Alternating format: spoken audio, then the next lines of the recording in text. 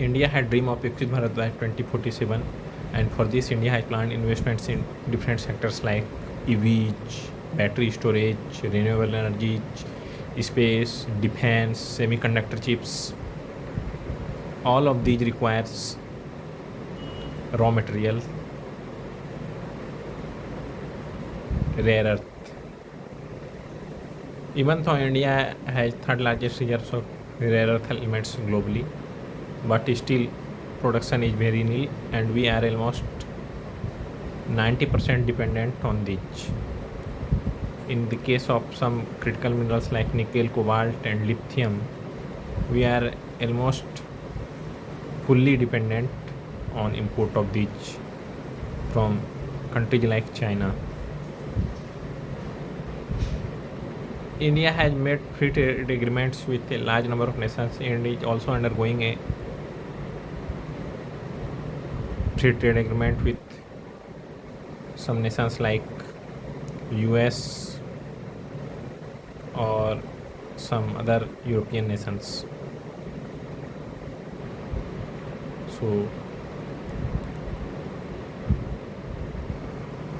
So for free trade agreement to be fully utilized, manufacturing sector should be given huge thrust, and almost all manufacturing uses raw material like rare earths. Rare earth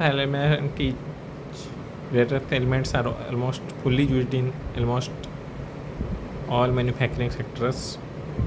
For example, in satellites, it is used in optical systems, it is used in heat shields, or in rovers, or in communication systems, or in battery storage. Lithium and cobalt are used.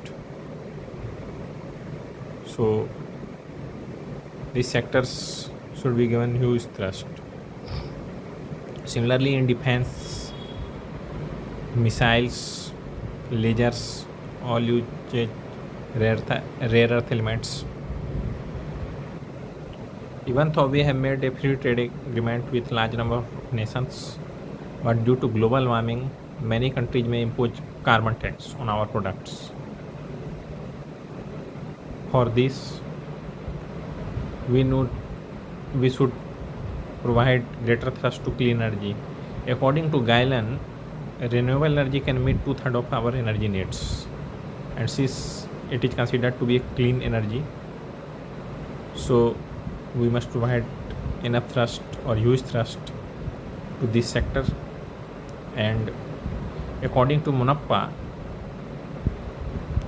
India is extremely vulnerable when it comes to critical minerals. Apart from renewable energy, carbon capture also uses rare earth elements. As India has third largest reserves of global earth, third largest reserve of rare earth globally, it should not only be a consumer of global norms, but it should also make them. Since we also have critical minerals,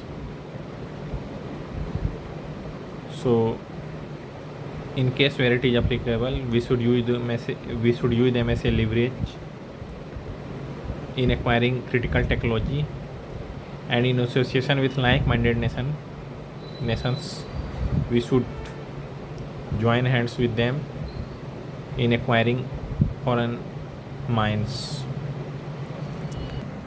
Thrust should not only be given to